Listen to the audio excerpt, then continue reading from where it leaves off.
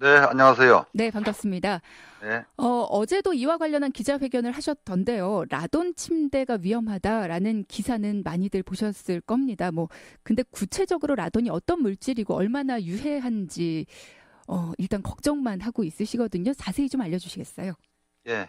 아직까지 이제 라돈이 어떤 물질인지, 얼마나 위험한 물질인지 아직 모르시는 이제 우리 국민들이 뭐 대다수일 겁니다. 예, 라돈은 우리 자연 방사성 물질입니다. 네네. 예, 그리고 우리 토양이나 이런 쪽에서 상당히 이제 다행히 이제 전 세계적으로 우리나라도 그렇고요. 강원도나 우리 충청 지역에는 이런 그 라돈 물질들이 좀 상당히 좀 있습니다. 음, 그래서 몇 년 전부터 이제 이게 상당히 문제가 된다 이런 것들이 네, 언론을 통해서 알려져서 일부 뭐 좀 관심 있는 분은 알고 계세요. 네네. 이것이 이제 그 우리 뭐 이 학교나 다중이용시설 혹은 또 개인 가정집에 이 지하 공간이나 1층 같은 곳에 그 바닥에 뭐 갈라진 틈이 있거나 하면 그쪽으로 이제 유입이 되는데요. 이게 좀 기체 성질을 띠는 것이 좀 다른 방사성 물질하고 다른 특징입니다. 라도는. 음, 이게 무색무미 무취하기 때문에 네네. 사람은 알 길이 없고요. 예, 이런 것들이 이제 일정한 양이 많으면 이 기체니까 사람들이 이제 공기 중에 있기 때문에 흡입을 하면 사람 몸 속으로 들어옵니다. 폐 예, 속으로 들어오는 거죠. 네네. 그래서 나중에 이제 폐뿐만 아니라 다른 장기 쪽으로 갈 수 있는데 그러면서 이 방사성 물질은 불안정하기 때문에 예, 계속 다른 원소로 분계를 과정을 거쳐요. 라돈도 최종적으로는 납으로 이제 안정된 물질로 바뀌는데 네.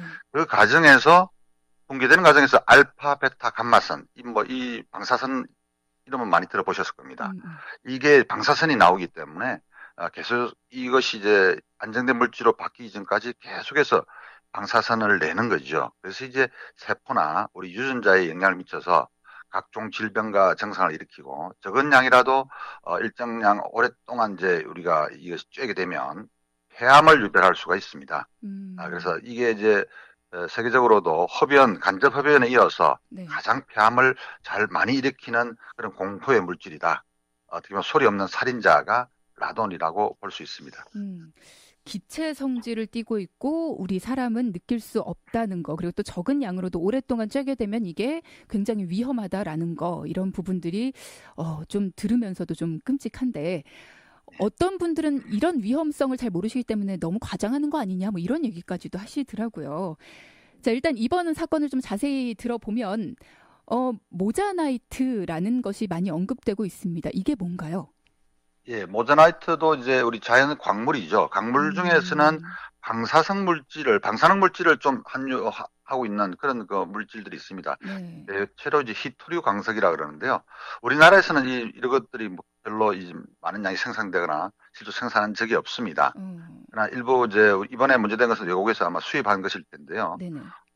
이것이 이제 그 광물 중에는 이번에 이제 모나자이트 안에는 미량의 이제 우라늄 많이 들어보셨죠? 토륨 뭐 이런 네. 것들이 있는데 음, 음. 우라늄이 이제 분解되면서 라돈이 나오고요. 네. 토륨은 토론이 나오는데 라돈과 토론은 일종의 뭐 넓은 의미에서 보면 라돈 계열의 그런 방사성 물질로 보면 되겠습니다. 음, 그래서 이제 이런 것들은 이 광물 하시는 분이나 전문가나 정부 원자력 안전위원회는 이런 물질이 이 모나자이트 외에도 여러 종류의 방사성 그런 광물들이 있습니다. 네. 그래서 이것이 이제 문제가 될 수 있다는 것을 이미 오래전부터 알고 있고요. 그래서 법을 어, 만들었습니다. 예, 예. 법을 만들어서 이런 물질을 수입을 하거나 그래서 가공하는 사람을 하는 사람은 반드시 원자력 안전위원회에 등록을 하게 되어 있습니다. 예, 음, 그래서 아마 이번에 문제된 그 최초의 가공업체, 수입한 업체들은 아마 등록을 했을 거예요. 네.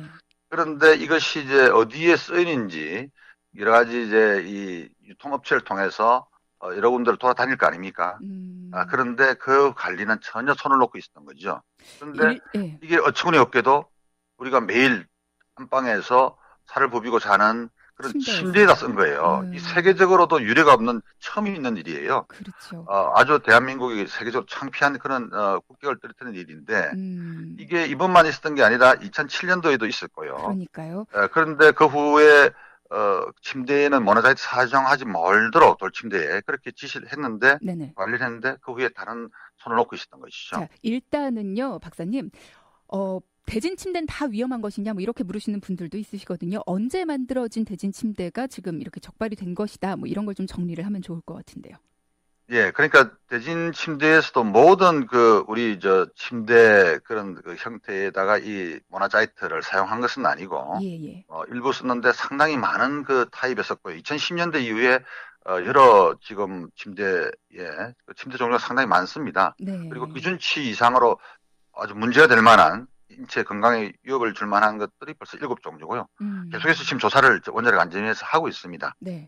그런데 일부 피해자들 이야기 들어보면 2010년도 이전에 어제도 일부 소유자들이 와서 막 분노해서 눈물도 흘리면서 증언을 했는데요. 네. 2006년도 침대에서도 나오더라. 2008년 그런 증언들을 하고 있습니다. 네. 따라서 이 부분은 원자력 안전회가 이런 시일 내에 빨리 그 부분도 조사해서 발표를 해야 될 겁니다. 또 생활 제품들 뭐 66개 업체에 납품이 됐다 이 모나자이트가 라는 이야기도 있는데 이게 구체적으로 어떤 업체인지 뭐 이것도 조사가 필요할 것 같고 일단은 소비자들한테 알려주는 게 중요한 거 아닌가요? 예, 빨리 신속하게 정확하게 조사를 해서 이게 대진 침대뿐만 아니라 예. 도대체 어떤 제품에 언제부터 팔렸는지를 알아야 그렇죠. 국민들이 그 제품을 폐기 처분하거나 또 뭐 리콜을 하거나 이렇게 할 텐데 너무 더디게 군뱅이처럼 그렇게 행정이 이루어지고 있어요. 일부 알려진 이야기로는 우리가 음이온을 방출한다 이렇게 막 선전하는 제품의 한 90% 정도는 모나자이트가 들어가 있다. 그래서 일부 뭐 우리가 음이온 낸다고 선전만 하는 게 팔찌, 뭐 그다음에 목걸이 이런 것들이 많이 있었는데 그 외에도 지금 현재 전문가들은 벽지라든지 페인트 이런 데에서도 음이온 방출한다고 선전한 것들은 모나자이트가 쓰였을 가능성이 매우 높다 이렇게 이야기를 하고 있습니다.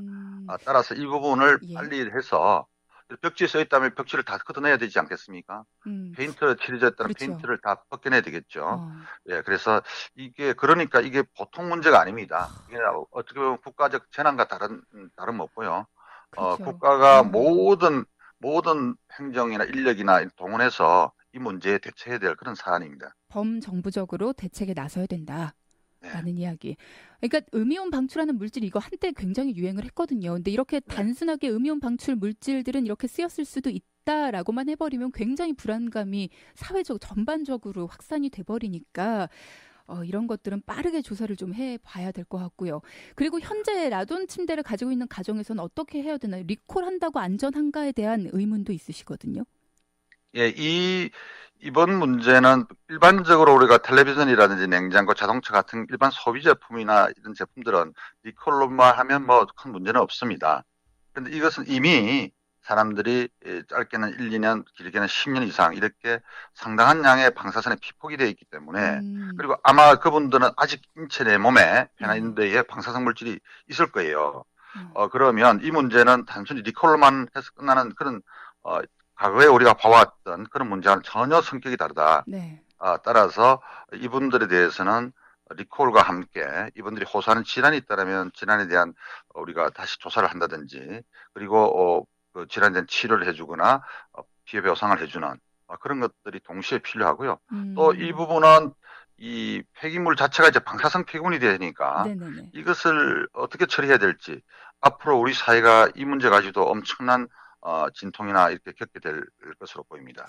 일단 지금 집단 소송 움직임이 보이는데 피해자분들의 근데 집단 소송을 하는 그 업체 측이라고 해야 될까요? 그쪽에서는 무조건적인 폐기나 반환하지 말고 일단은 침대를 가지고 있어야 나중에 소송에 중요한 자료가 된다 뭐 이런 얘기도 하고 있어서 피해자분들이 혼란스러워 하시더라고요. 이거 빨리 없애야 된다고 하던데 또 자료가 된다고 가지고 있으라고 하는 쪽도 있고. 예, 뭐 그렇지는 않고요. 이게 이제 방사성 침대를 사용했다는 우리가 구매했다는 기록이라든지 영수증이나 혹은 또 그 침대를 자기가 사진을 좀 찍어 놓는다든지 그렇게 물론 물건을 가지고 있으면 가장 확실한 방법이 되겠지만은 그 방사성 침대를 누가 집에 그대로 가지고 있겠습니까? 불안하고 또 그만보다 정신적인 트라우마가 생길 텐데요. 따라서 이제 이 회사가 아주 자그마한 회사예요. 침대라는 회사는.